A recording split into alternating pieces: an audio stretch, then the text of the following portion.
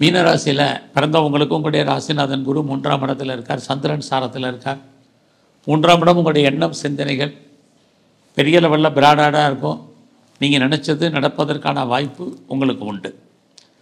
அது மட்டுமல்ல, இந்த வாரத்தில் நீங்கள் என்ன நினைக்கிறீங்களோ அதெல்லாம் நடக்கும்.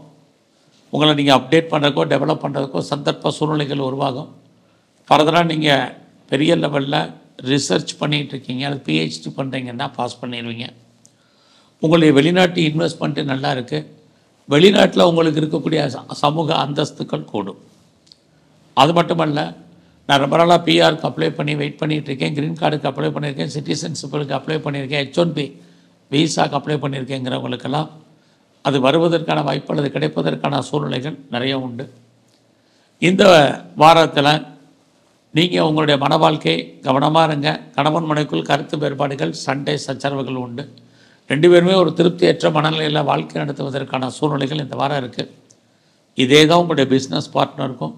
So life partner and business partner எல்லாத்தையுமே இந்த வாரம் மெயின்டைன் பண்ண வேண்டிய வாரமாக இது இருக்குது. இந்த வாரம் உங்களுடைய வேலை வாய்ப்புகள் எப்படி இருக்குன்னு பார்க்குறோம். எவ்வளோ பெரிய உயர்ந்த பதவியில் இருந்தாலும் வேலையில் திருப்தியற்ற மனநிலை இருக்குது.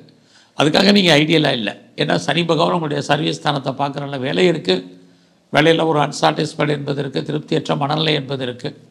வெளியில் எதிர்பார்த்த ப்ரொமோஷன், ப்ராக்ரஸ், முன்னேற்றங்கள் கிடைக்கிற மாதிரி ஒரு தோற்றம், கிடைக்கிறதுல ஸ்ட்ரகிள். ஸோ அவசியம் இருந்தாலும் கடனை அவாய்ட் பண்ணுங்கள். இது ரொம்ப இந்த வாரத்தில் முக்கியம். அது மட்டுமல்ல, இந்த வாரத்தில் நீங்கள் உங்களுடைய பிஸ்னஸில் பெரிய லெவலில் கான்சன்ட்ரேட் பண்ணுங்கள். நான் பெரிய லெவலில் ஷேரில் இன்வெஸ்ட்மெண்ட் பண்ணணும், ட்ரேடிங் பண்ணணும், ஆன்லைன் பிஸ்னஸ் பண்ணணும் அப்படிங்கிறவங்களுக்கு இந்த வாரம் கிரக நிலைகள் ஃபேவரபுளாக இல்லை. அடக்கி வாசிங்க. குறிப்பாக டிஜிட்டல் கரன்சி வாங்கணும்னு நினைக்கிறவங்க, மியூச்சுவல் ஃபண்டில் இன்வெஸ்ட்மெண்ட் பண்ணிக்கிறவங்க, குறிப்பாக கோல்டு பாண்டில் இன்வெஸ்ட்மெண்ட் பண்ணணும்னு நினைக்கிறவங்க, டெய்லி இன்ட்ரா ட்ரேடிங் பண்ணணும்னு நினைக்கிறவங்க ரொம்ப கவனம். விட்டதை பிடிக்கணுங்கிற மாதிரி எண்ணம் சிந்தனைகள் வேண்டாம். கிரக நிலைகள் மறுபடியும் சொல்கிறேன் ஃபேவரபுளாக இல்லை. அரசியல் வாழ்க்கையில் கவனம். எதிரிகளை நம்ம வெற்றி கொள்வதற்கான வாய்ப்பு இந்த வாரம் இல்லை. யாரெல்லாம் கலைத்துறையில் இருக்கீங்களோ புகழ் அந்தஸ்து கிடைக்கிற மாதிரி ஒரு தோற்றம், அதுவும் சுமார். இந்த வாரத்தில் விநாயகரை வழிபாடு பண்ணுங்கள். குறிப்பாக நவகிரகத்தில் இருக்கக்கூடிய சனி பகவான் அல்லது ஆஞ்சநேயருடைய வழிபாடு இந்த வாரம் உங்களுக்கு ரொம்ப முக்கியம். பண்ணிட்டு வாங்க.